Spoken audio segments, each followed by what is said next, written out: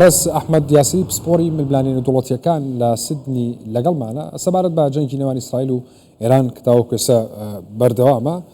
بەڕێز ئەحمەد سوپاس با مادەمونی بەڕێستان. عێراق گلەی لەوە دەکات کە ئەمریکا ئاسمانی وڵاتەکەی ناپارێزێ، ئیسرائیل دەیبەزێنێ. عێراق خەتای خۆی نییە کە تاوەکوێسە نەیتوانی سیستەمی بەرگری ئاسمانی هەبێ؟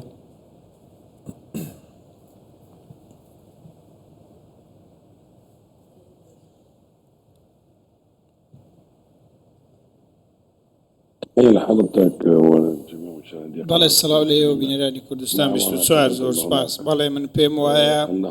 کە ئەم قەیرانە پەیوەندیەکی ڕاستەوخۆی بە خەڵکی عێراقەوە هەیە و عێراق لە ڕووی سەربەزیەوە لە ڕووی ئامادەی سەربازیەوە زۆر لاوازە و بەشێک لە تاوانەکەش لە ئەستۆی خۆیەتی. ڕاستە ئیسرائیل لە ڕووی سەربازیەوە زۆر بەهێزەوە خاوەنی بابن هێزێکی ئاسمانی زۆر باشە لە ڕۆژهەڵاتی ناوەڕاستنە هەمویان بەهێزترە، بەڵام ئێرانیش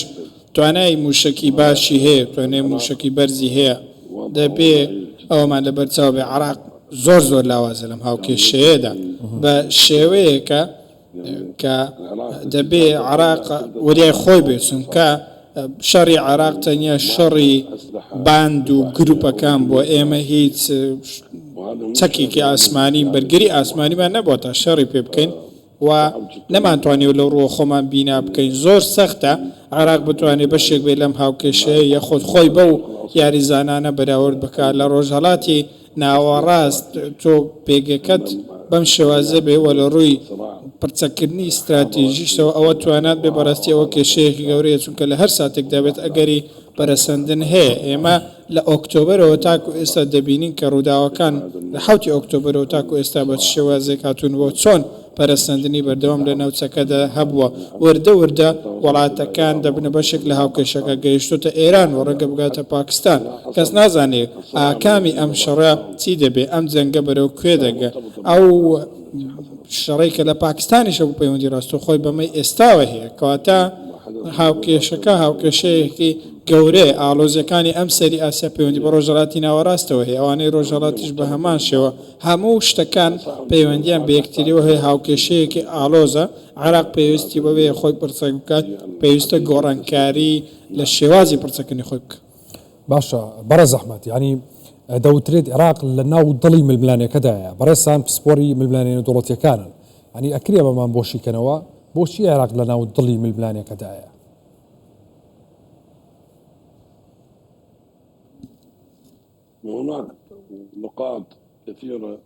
زۆر خەڵ هەنگەوا دەکەن کە عێراق لە جەرگەی ململانەکاندا بێ و عێراق ڕۆڵێکی گرنگی هەبێ لە ڕوبەڕووبوونەوەکانی ناوچەکەدا. لە ڕووی پێگەی جوگرافی بنمونە ڕوبەڕووبوونەوەی ئاسمانی نێوان ئیسرائیل و ئێران ڕاستەوخۆ عێراق تێوە گلاوە لەبەرەوەی بە ئاسمانی عێراق دەهێرش دەکرێت. ئەو ڕوبەڕی کەوتۆتە نێوان ئیسرائیل و ئێران ڕوبەڕێکی عێراقیە، جوگرافیایەکی عێراقیە و ئەو هێرشانەی کە ئیسرائیل دەیکات بە شێوەیەکی گشتی لە سنووری عێراقەوە تا کۆتایی سنووری عێراق دەست پێ دەکات. کەواتە ململانەکە بە گشتی ئاسمانی عێراق بەڕێوە دەچێت و درۆن و موشەکەکانی ئێران بە ئاسمانی عێراقدا دەڕۆن و دەستنە نێو ئیسرائیل. ئێمە هێڵێکی سنووری زۆر گەورەمان هەیە لەگەڵ ئێراندا. ئەو جوگرافیایەکە عێراق هەیەی وای کردووە کە کاریگەری لەسەر ئێران و ئیسرائیل هەبێت لە یەک کاتدا. ئێران ئاسمانی ئێمە بەکاردێنێ بۆ هێرشکردنە سەر ئیسرائیل و ئیسرائیلیش ئاسمانی ئێمە بەکاردێنێ بۆ هێرشکردنە سەر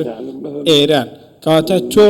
بەشێکی لە هاوکێشەکە و بەشێکی لەو کێشەیە کە لە ناوچەکەدا هەیە. بۆ بەنمونەوەکو کێشەی لە بۆسنە هەبوو کە کەوتبوو نێوان کڕواتیا و کەوتبوو نێوان سەربیا. ئێستا عێراقیش هەمان شتە. ئەو ڕوبەرە جوگرافی هەیەی بەنمونەوەی ئەو کات بۆستە بەو دوو وڵاتە کاریگەر بوو و جوگرافیەکەی بەو شێوازێ بوو. ئێمەش عێراق بەو شێوازەیە و شتێک نییە گۆڕانکاری تێدا بکرێ. ئەو مەیدانی کە مەیدانی جەنگەکەیە زەمینە سازی هێرشەکان هەمووی لە نێو عێراقدا بەڕێوە دەچێت. دوو وڵات خەریکن لەگەڵ یەکتری شەڕ دەکەن. ئەو دوو وڵاتە عێراق کەوتوتە نێوەندیان. ئەو دوو وڵاتە هیچ جوگرافیایەک بە یەکتری نابەستێتەوە، تەنیا عێراق نەبێت. دوو عراق کۆمەڵێک بنکەی ئەمریکی هەیە بەرژەوەندەکانی ئەمریکا لە نێو عراقدا هەن ڕەنگە لە هەر ساتێکدا بێت بنکەکانی ئەمریکا لە عراق بە ئامانج بگیرن ئەمە ئاگەرێکی کراوەیە لە هەر ساتێک دەبێت لەبەر ئەوەی ئەگەر هێرشش بکرێتە سەر ئەمریکا گومانی تێدانی ئەمریکا وەڵامی هێرشەکان دەداتەوە دا ئەوە بێکە کەسایەتی بە ئامانج بگرێ لە سیاسەتی عراقی یاخود لایەنی دیکە و بەرژەوەندی گروپە چەکدارەکان ڕاستەوخۆ بە ئامانج بگرێت و ئەگەر هەیە کە سزایە ئابووریش بەسەر عراقدا بسەپێنرێت کە ئەو سزای بێتە هۆکاری ئەوەی کە ئەمریکا دەستی خۆی لەم ڕۆوە زیاتر بکاتەوە ئەوە شتی دیکەش بەسەر عراقدا بێت بەڕاستی کاک ئەحمەد ئەگەر کەمێک لە عراق دوورکەوینەوە ئەم جەنگە خاڵی وەرچەرخانی چی دەبێ ئەگەر ئەم جەنگە پێش 7 ئۆکتۆبەر ڕووی داوایە جیاوازیەکەی چییە بوو یان ئەوەتە ئەم جەنگە درێژکراوی 7 ئۆکتۆبەرە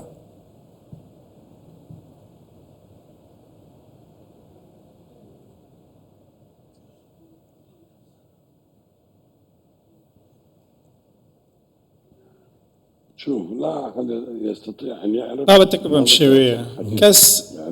بەدڵنیاییەوە نازانێت چی ڕوو دەدات ناوچەکە ناوچەی ململانەیە ئەگەرەکان هەمویان کراون ناوچەکە لەسەر پلێتێکی ئاگرینە دەکرێت لە هەر ساتێکدا بێت ڕێکەوتن بکرێت و ئەمەش لە هەموو شتێک گرنگترە دەبێ وڵاتانی ناوچەکە لە نێو خۆیان ڕێک بکەون دیدگای من بەو شێوەیە دەکرێت ئەمریکا سپۆنسەری ڕێکەوتن بکات چین و ئەمریکا ڕاستتر بڵێم ئەوان دەبێ ڕێک بکەون لە ێوان خۆیان لەسەر کۆمەڵێک بابەت ڕێک بکەون لەسەر ئەوەی کە کێشەکان خود کێشە ڕۆژڕەت نەوەڕە چارەسەر بۆچی لەبەرەوەی ئەگەر ئەمان ڕێک بکەون دۆسیەی سووریا عراق ئێران ئەم دۆسیانش چارەسەر دەکرێن دەبێت چارەسەرێکی خێرا بۆ ئەم ناوچەیە بدۆزرێتەوە ئەگەرنا ڕەنگە پەرسەندەکان زیاتر بن ئەگەرنا بۆچی ناتانیەهۆ دەڵێ وڵاتی ناوەڕاست دەگەڕۆم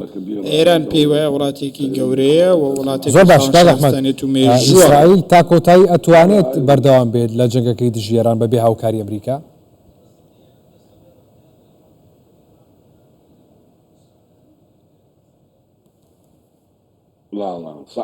نەخێر زۆر سەختە ئیسرائیل بتوانێت لەم شەڕە بەردەوام بێت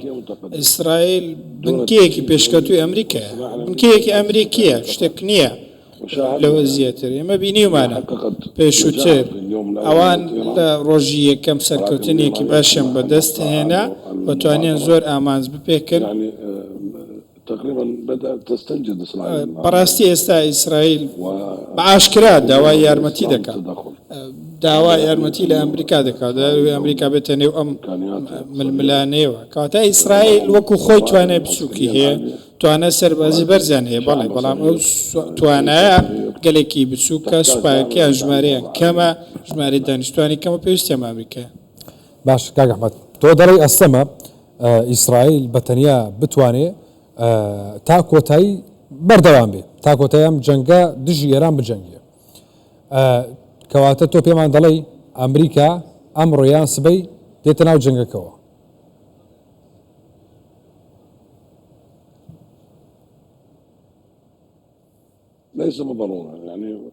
مەرج نییە مەرج نیە ئەمریکا ڕاستەوە خۆ بێتە شەڕەکە ئەمریکا لە سەرەتاوە لە نێو شەڕەکە بووە پشتیوانی ئیسرائیلی کردووە ئەمریکا هەوڵی داوە کە ئیسرائیل پەکی نەکەوێت لە ڕووی هەواڵگەری و پشتیوانی کردوون ئەمریکا بەشدارە بەڵام ڕای نەگەیاندووە کە بەڕاستە خۆ بەشدارە بۆیە مەرج نییە ئەمریکا بە شێوەیەکی خێرا بێتە نێو جەنگەکات کە ئەو لە سەرەتاوە بەشێک بۆ لە ململانەکان بە هەمان شێوە وەکو ئەو ئالۆزیانەی کە لە ناوچەکەدا پەیوەست بە ئێرانەوە رووسیا پشتیوانی ئێران دەکە بەڵام ناڵێ من بەشدار بەڵام هیچ گومانێک لەوەدانێک کە پشتگیریەکی رووسیا بۆ ئێران هەیە وەکو چۆن پشتگیریەکی ئەمریکیش بۆ رووسیا هەیە کەواتە مەرج نییە ڕەنگە لە سەرەتادا شتێک ڕوو بدە کە بە هێرشێک زۆر شتێک لای بێتەوە ئەگەر بێت و ئەمریکا لە هێرش بکاتە سەر فۆردۆ ڕەنگە تیشکدانەوەی ئۆتۆمی ڕوو بدێت ئەمە مەترسی بەشداریکردنی ئەمریکایە بەشداریکردنی ئەمریکا هەروە شتێکی کەم نییە ڕەنگە هەڵوێستەکە یەکلایی بکاتەوە بەڵام کاردانەوەکانی زۆر سەخت و درێژخایەن دەبن و بەشداریکردنی ئەمریکا بە هەندوو لێکەوتەیەکی دیکەشی هەیە ئەویش ئەوەیە کە هەڵوێستەکە بەکراوەی دەهێڵێتەوە ئەوەیە کە ئیسرائیل دەوێت ئازاری ئێران بدە و ئێرانش دەوێت ئازاری ئیسرائیل بدەوە هەردوو لە دەیانەوە یەکتێرێ لە نێو ببن کەواتە بەشداریکردنی ئەمریکا گرنگە بۆ کۆتایی هێنان بەم ململانەیە بەڵام بۆ ئیسرائیل گرنگە پرسەکە تا بڵێ ئالۆزە لەبەرەوەی ڕەهەندەکانی زۆرن و زۆر شتش پەیوەندی بە یەکتریەوە هەیە ئێران ئەگەر ئامادە بێت لەسەر مێزی گفتوگۆکان دابنیشێ لەگەڵ ئەمریکا ڕێک بکەوێت ئێستا ئەم ململانەیە کاک ئەحمەد دیبلۆماسی دێگلای یەکاتەوە یاخود جەنگ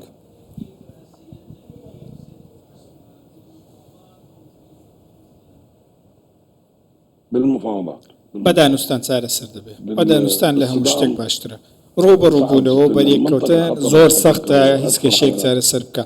بەتابەتی بۆ ناوچەکە مەترسی زۆر گەورەیە بە نمونە ئێستا کاریگەریەکی زۆر لەسەر نرخینەوە دروست بووە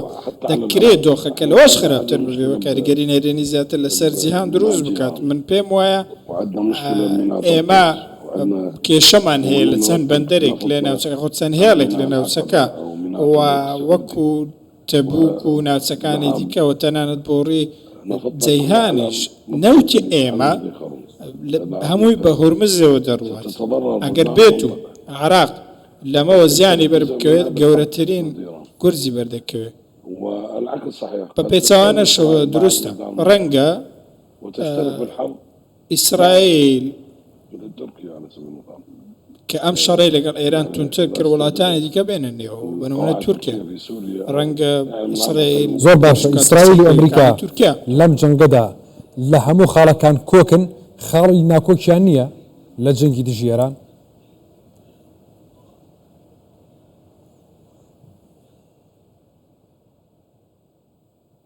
لا متفقين من پێم وایە ئەوان کۆکن لەسەر کۆتایی هێنان بە بنکە ئەتۆمیەکان بەڵام لەسەر ئەوە کۆک نین و لەسەر ئەوە ڕێک نەکەتون کە چۆن کۆتایی پێ بهێنن واتە ئیسرائیل باسی وێرانکاری و تێکدان دەکات بەڵام تێکدان و وێرانکردن مەترسیدارە ئاژانسی نێودەوڵەتی وزەی ئەتۆم هۆشداری لەم بابەتە داوە بۆی کە ئەگەری تیشکدانەوەی ئەتۆمی هەیە کەواتە هێرشکردنی ڕاستەوخۆ بۆ سەر بنکە ئەتۆمیەکان کێشە دروست دەکات باشە پێتان وایە ینی لە پاش ئەم کۆبوونەوەی ترامپ لەگەڵ ئەنجومەنی یاسایشی وڵاتەکەی چ بڕیارێکەدا ینی لە بەرژەوەندی ئەمریکا بەشداری ئەم جەنگە بکات کە لە بەرژەوەندیدا هەیە ینی پێتان وایە لە پاش ئەم کۆبوونەوەیە بڕیار بدات کە بەشداری لە جەنگەکەدا بکات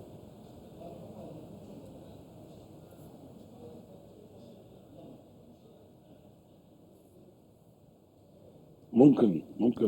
بەڵێ ئەمە ئەگەرێکی کراوێ دەکرێت شتێکی لەو شێوە ڕۆ بدات أن يحصل اتفاق بەڵام بۆ ئەوەی ڕێکەوتن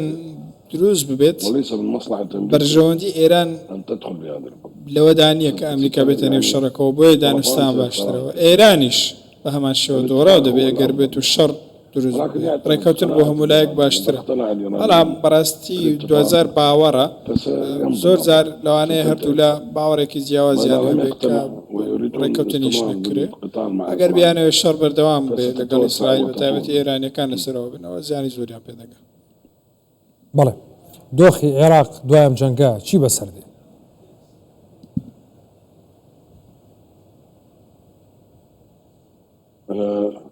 استراتيجيا لە ڕووی استراتیژیەوە ڕوبڕبوونەوەی ڕاستەوخۆی نێوان ئیسرائیل و ئێران لە ڕووی استراتیژیەوە لە بەرژەوەندی عێراق بەرژەوەندی هەیە لە چه ڕوویەکەوە ئیسرائیل هێرش دەکاتە سەر ئێران و پشگیری هەندێک لایەن دەکات بۆ ئەوەی ئێران وڵاتێکی بەهێز نەبێت ئێران بە هەمان شێوە و بەرهێنان لە عێراق دەکات بۆ ئەوەی عێراق بەهێز نەبێت بۆ ئەوەی شەڕ لە بەرامبەر ئێران نەکەوەکە و لە شەڕی عێراق و ئێران پێشووتر ڕوویداوە کەواتە زۆر هاوکێشەیەک هەیە کە هاوبەشەیەک لە نێوان لایەنەکان بەوەی کە عێراق دەکرێت سوود لەم بابەتە ئەگەر هەردوو لە بەریەکەون بەڵێ. هەردوو لە لاواز دەبن کەواتە ئەمە لە بەرژەوەندی عراقدا وإيران لەبەرەوەی ئەوان هەردووکیان لەسەرەوە کۆکن کە عراق لاواز بێ بەڵام ئەگەر ڕوبەڕووی یەکتر بنەوە بەرژەوەندی عراق لەو نفس شتە الوضع الداخلي بەڵێ بەڵێ وعلى المستوى کەواتە ئەمە بۆ دۆخی ناوخۆی عراق شتێکی باش بەڵێ بەڕێز ئەحمەد یاسری پسپۆری ملبلانێنە دوڵەتیەکان لە سیدنیەوە لەگەڵمان بووی سوپاس باومەدەبوونی بەڕێستان بەخێر بێت